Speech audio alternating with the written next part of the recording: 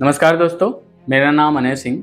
बहुत दिनों बाद मुलाकात हो रही है। उम्मीद करता हूँ कि आप मुझे भूले नहीं होंगे।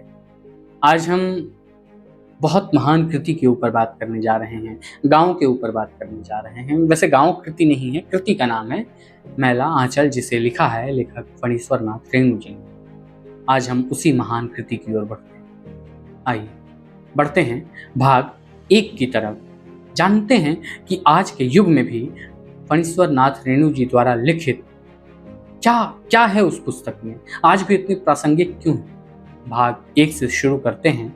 भूमिका और कालखंड का प्रभाव। मैला आंचल केवल एक उपन्यास नहीं बल्कि स्वतंत्र भारत के जन्म के साथ साथ उसकी विफलताओं का भी दस्तावेज है।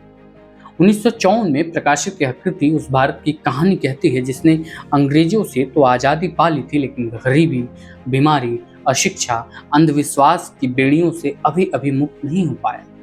फणीश्वर नाथ रेणु ने पहली बार साहित्य को महानगरों और राजा महाराजाओं से निकालकर गांव की गलियों, चौपालों और खेतों तक पहुंचाया। उन्होंने केवल कहानी नहीं लिखी बल्कि बिहार के पूर्णिया क्षेत्र की मिट्टी की महक, लोक गीतों की धुन और ग्रामीण जीवन की पीड़ा को शब्दों में कैद कर दिया। यह वह समय था जब देश में लोकतंत्र नया नया जन्म ले रहा था। योजनाएं बन रही थी लेकिन गांवों तक उनका लाभ नहीं पहुंच पा रहा था। मैला आंचल इसी टूटे हुए सपने की कहानी है। यहाँ आंचल केवल एक क्षेत्र का प्रतीक नहीं बल्कि उस पूरे भारत का प्रतीक है जो विकास के नाम पर उपेक्षित छोड़ दिया गया। डॉक्टर प्रशांत, आदर्शवाद और यथार्थ का संघर्ष। डॉक्टर प्रशांत इस उपन्यास की आत्मा है। वे आधुनिक शिक्षा, विज्ञान और मानवता के प्रतिनिधि हैं। वे गांव में केवल रोगों का इलाज करने नहीं आते बल्कि उस समाज की आत्मा को स्वस्थ करना चाहते हैं जो सदियों के अंधविश्वास और पिछड़ेपन से ग्रस्त है। लेकिन उनका आदर्शवाद बार बार यथार्थ की कठोर दीवार से टकराता है। वे देखते हैं कि बीमारी केवल शरीर में नहीं बल्कि समाज के ढांचे में है। गरीबी, शोषण और अशिक्षा ऐसी महामारियां फैली हुई हैं जिनका इलाज केवल दवाइयों से नहीं हो सकता। डॉक्टर प्रशांत का संघर्ष हमें यह बताता है कि केवल अच्छे इरादे काफी नहीं होते। जब व्यवस्था ही बीमार हो तो एक अकेला व्यक्ति कितना ही महान क्यों न हो, वह सब कुछ नहीं बदल सकता। मेरीगंज एक गांव नहीं बल्कि पूरे भारत का प्रतीक रहा है। रेणु का सबसे बड़ा कमाल यह है कि उन्होंने मेरीगंज को केवल एक गांव नहीं रहने दिया। मेरीगंज पूरे भारत का प्रतिनिधि बन जाता है जहां हर जाति, हर वर्ग और हर मानसिकता मौजूद है। यहाँ लोकगीत है, मेले हैं, प्रेम है, हंसी है, उदासी है, लेकिन साथ ही जातिवाद और गरीबी की राजनीति स्वार्थ भी है। मेरीगंज में लोग जीवन जो गुजार रहे हैं वो छोटे छोटे खुशियों में खोजते हैं, लेकिन उनके ऊपर एक अदृश्य भय मंडराता रहता है, बीमारी का, अकाल का और शोषण का। रेणु यह दिखाते हैं कि गांव केवल पिछड़ेपन का प्रतीक नहीं है, वहां है संवेदनाएं, रिश्तों की कर्माहट, लेकिन इन्हीं संवेदनाओं के बीच सामाजिक बुराइयां भी गहरी जड़ें जमाए हुए हैं। राजनीतिक स्वतंत्रता और टूटे हुए सपने। देश स्वतंत्र हो चुका था, लेकिन क्या सचमुच आम आदमी आजाद हुआ था? मैला आंचल इस प्रश्न को बहुत तीखे ढंग से उठाता है। स्वतंत्रता आंदोलन के दौरान जिन आदर्श की बातों की गई थी वे सत्ता के मिलने के बाद धीरे धीरे खोखली होती गई। नेता जनता के सेवक कम और सत्ता के खिलाड़ी अधिक बन गए। गांव के लोग उम्मीद करते हैं कि अब उनकी जिंदगी बदलेगी, लेकिन उन्हें केवल भाषण और वादे मिलते हैं। रेणु दिखाते हैं कि राजनीतिक स्वतंत्रता तभी सार्थक है जब उसके साथ सामाजिक और आर्थिक स्वतंत्रता भी आए, अन्यथा सत्ता बदल जाती है लेकिन शोषण का स्वरूप वही बना रहे। लोक संस्कृति और आंचलिकता की अद्भुत दुनिया में आई है अब आप। मैला आंचल हिंदी साहित्य में आंचलिकता का शिखर माना जाता है। रेणु ने स्थानीय भाषा, लोकगीतों, कहावतों और ग्रामीण बोलियों को जिस खूबसूरती से प्रस्तुत किया है वह अद्वितीय है।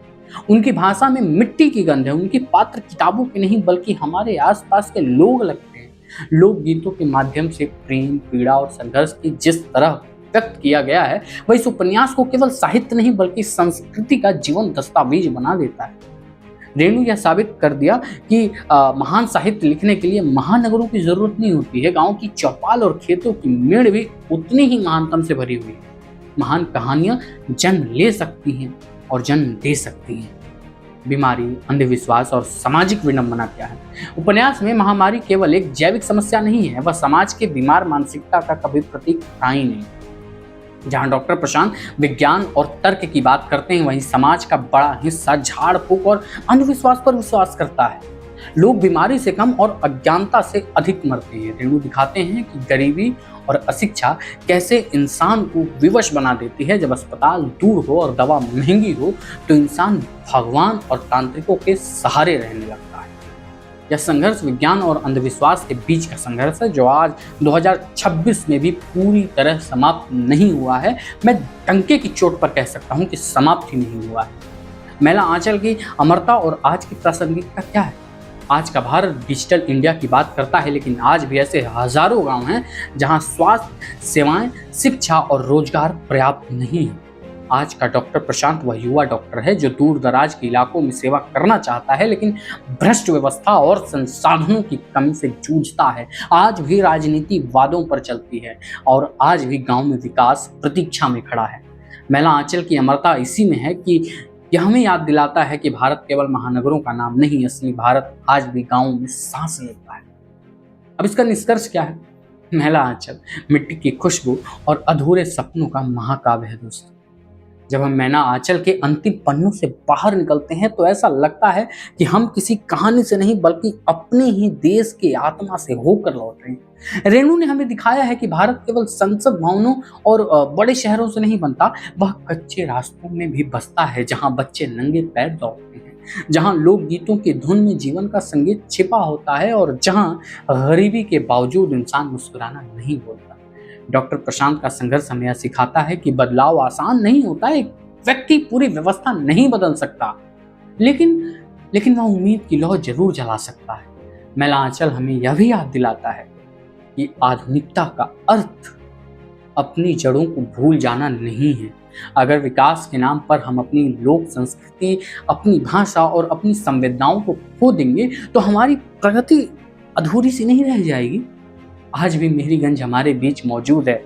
आप आसपास देखिए ना, वह किसी भी बिहार के गांव में है, किसी भी उत्तर प्रदेश की बस्ती में और किसी भी आदिवासी इलाके में और शायद हमारे भीतर ही है।